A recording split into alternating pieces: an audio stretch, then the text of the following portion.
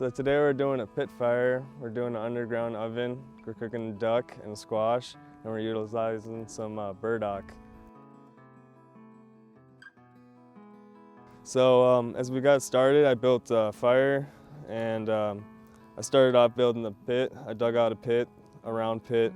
It's about 3 feet wide and 3 feet deep, and I filled the edges around with rock and built a fire in between it.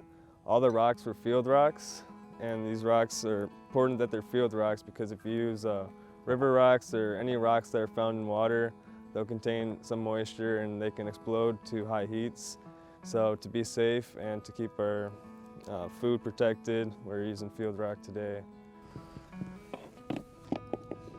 And then we're gonna lightly season it with a little bit of sunflower oil and some salt, a little bit of salt, and put some maple syrup in there as well. Wrap this up in aluminum foil.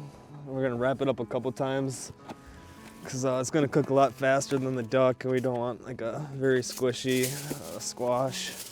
I'm pretty much gonna season it the same way we did with the squash. So just drizzle some oil over it and some salt, and then I'm gonna put some maple syrup around the joints.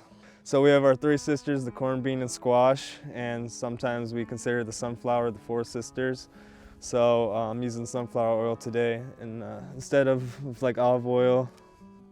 So here I got my burdock leaves, and this is called Wiisinig in Ojibwe, and that translates to it's peppery. So this is gonna give like a nice peppery flavor to the duck. It's also gonna keep it safe from getting burnt.